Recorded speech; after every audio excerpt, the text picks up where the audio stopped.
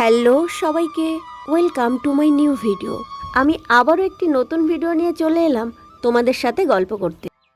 শহরের কোলাহল ছাড়িয়ে আজ আমি এসে গেছি হাওড়ার এমন একটি জায়গায় যেখানে চারিদিকে শুধু সবুজের সমুদ্র, উঁচু উঁচু গাছ, ঠান্ডা বাতাস আর সেই সাথে পাখিদের মিষ্টি ডাক। সত্যি অপূর্ব সুন্দর।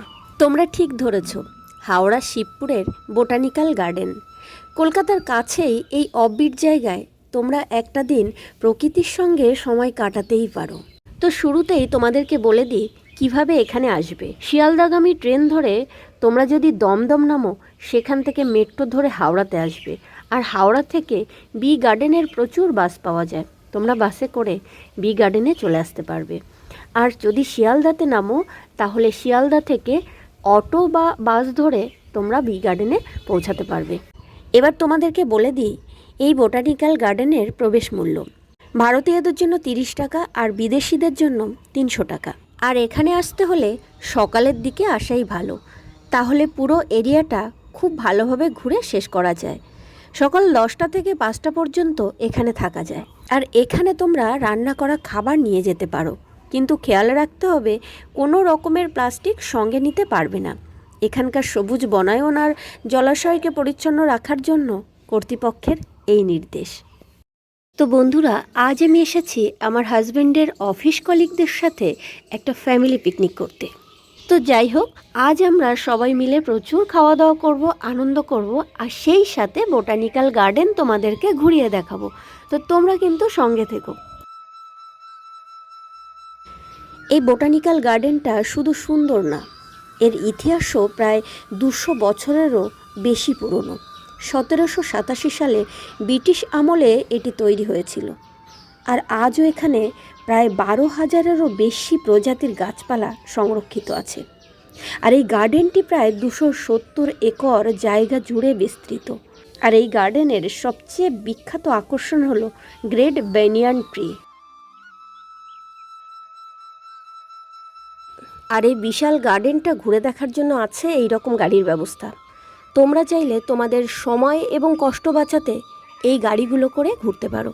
কিন্তু আমি সব সময় চেষ্টা করি যে জায়গাতে যাই সেই জায়গাটাকে হেঁটে দেখার, কারণ হেঁটে দেখলে আমার মনে হয় সেই জায়গাটাকে কাছ থেকে অনেক ভালোভাবে উপভোগ করা যায়।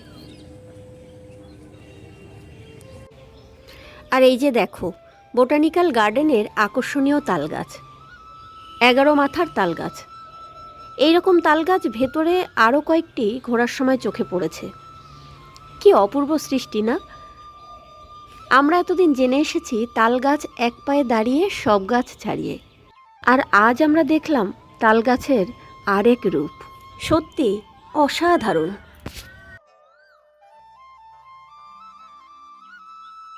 এই গার্ডেনটি যেন প্রকৃতির একটা জীবন্ত লাইব্রেরি। এখানে হাজার হাজার ধরনের গাছপালা আছে। কিছু গাছ খুবই পুরনো, আবার কিছু গাছ এতই বিরল যে সাধারণত কোথাও দেখা যায় না। আর এখানে কিন্তু ছোট বড় প্রতিটি গাছের গায়ে নাম লেখা আছে যে সেটি কী গাছ, এমনকি তার বিজ্ঞানসম্মত নামও দেওয়া আছে। এখানে হাঁটতে হাঁটতে একটা অদ্ভুত শান্তি অনুভব হয়। মনে হয় সব দুশ্চিন্তা, সব ক্লান্তি কোথাও হারিয়ে গেছে। সত্যি, আমরা যতই আধুনিক হই না কেন, আমাদের মন সব সময় প্রকৃতির কাছেই শান্তি খুঁজে পায়।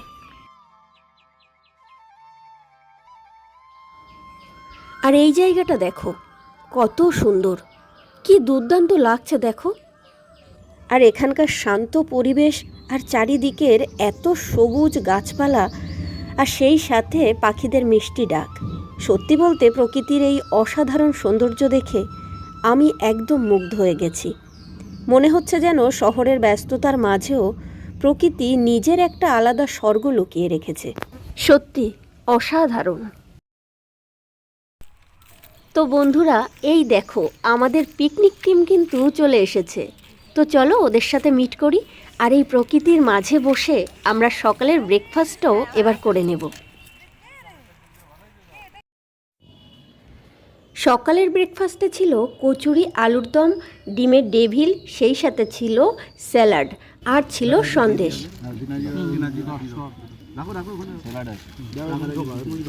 কিছু বলে না, মারধর করে না, বাড়িতে যাবার করবে। না না তুমি দাও না, এখন কম করে দাও না। তো হাসি মজা করতে করতে ব্রেকফাস্ট সেরে আমরা এবার বেরিয়ে পড়লাম সবাই আবার একসাথে প্রকৃতির স্বাদ নিতে।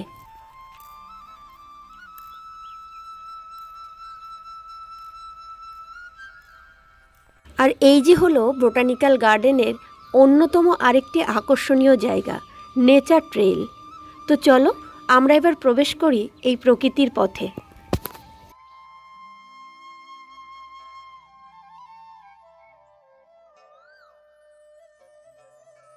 জঙ্গলের ভেতরে ঢুকেই দেখি প্রচুর আঁকাবাঁকা পথ, কিন্তু প্রত্যেকটা পথেরই একটা করে নাম দেওয়া আছে। এই যে দেখুন, এই পথটার নাম দণ্ডকারণ্য পথ। তো চলো আমরা এই পথ ধরে জঙ্গলের ভেতরে প্রবেশ করি।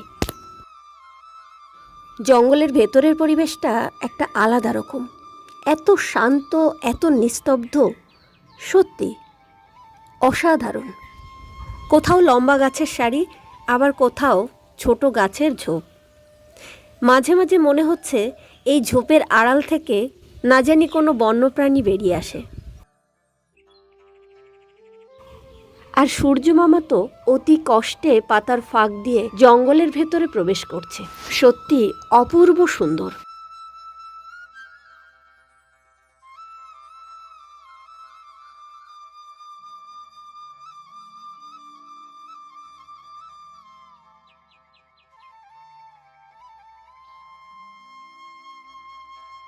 আর এই যে জঙ্গলের ভেতরে তৈরি করা আছে একটা সুন্দর ট্রি হাউস। আর জঙ্গলের ভেতরে যখন হাঁটতে হাঁটতে কষ্ট হয়ে যাবে, তখন তোমরা এইরকম একটা ট্রি হাউসের মধ্যে বসে একটু রেস্ট নিতে পারবে। এমনকি বসে বেশ কিছুক্ষণ টাইম কাটাতে পারবে, গল্প করতে পারবে। এই যে দেখো, আমাদের বাচ্চারা এখানে খেলছে, খুব মজা করছে, খুব সুন্দর।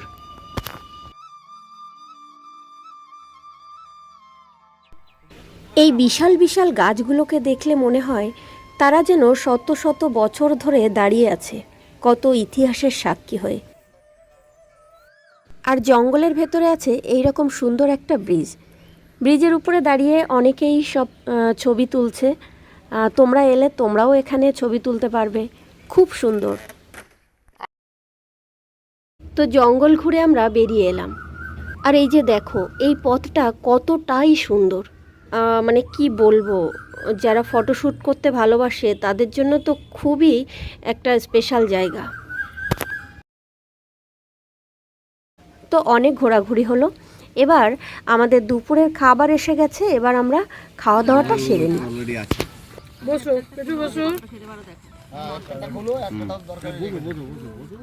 দুপুরের মেনুতে ছিল ডাল, বাঁধাকপি ভাজা, দই কাতলা, মটন কষা, আর ছিল চাটনি, পাঁপড়, দই, আর ছিল আইসক্রিম। তো প্রতিটা খাবার আমাদের যে পিকনিক অ্যারেঞ্জমেন্টের দায়িত্বে ছিলেন যে দাদা, উনি ওনার পরিচিত এক রান্নার ঠাকুরকে অর্ডার দিয়েছিলেন, আর উনি টাইম মতো সব খাবার আমাদেরকে পৌঁছে দিয়েছেন। তো খাওয়া দাওয়া শেষ করে গঙ্গাঘাটে বসে একটু বিশ্রাম নিয়ে এবার আমরা চলে যাব বোটানিক্যাল গার্ডেনের সেই বিখ্যাত বটগাছটি দেখতে। এই লেকটার নাম হচ্ছে কিংস লেক। তোমরা এইরকম অনেকগুলো লেক দেখতে পাবে, আর প্রত্যেকটা লেকেরই নাম দেওয়া আছে। তো এই লেকে বোটিং করার ব্যবস্থা আছে। বোটিংয়ের টিকিট হচ্ছে 50 টাকা।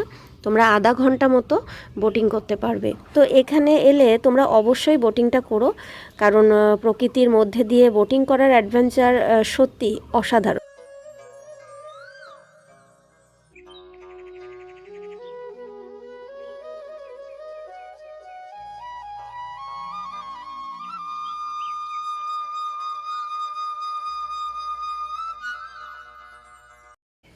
এই হচ্ছে সেই বিখ্যাত 270 বছরের বটগাছ, যেটা গিনিস বুক অফ ওয়ার্ল্ড রেকর্ডে নাম রয়েছে।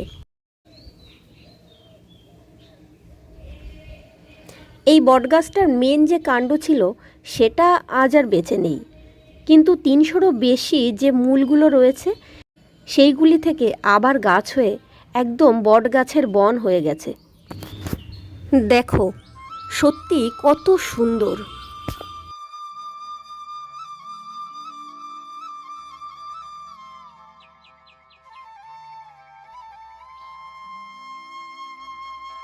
যদি কখনো শহরের ব্যস্ততা থেকে একটু শান্তি খুঁজতে ইচ্ছে করে, তাহলে এই বোটানিক্যাল গার্ডেন সত্যি একদম পারফেক্ট জায়গা।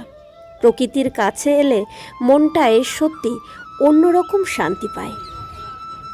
তো আজকের ভিডিওর সুন্দর দৃশ্য, সবুজ প্রকৃতি এবং শান্ত পরিবেশ, ভিডিওটি তোমাদের কেমন লাগলো অবশ্যই কমেন্ট করে জানিও। আর একটা লাইক করতে ভুলো না। আর নতুন ভিউয়ার্সরা অবশ্যই সাবস্ক্রাইব করো। তো আজকের ভিডিওটি আমি এখানেই শেষ করলাম।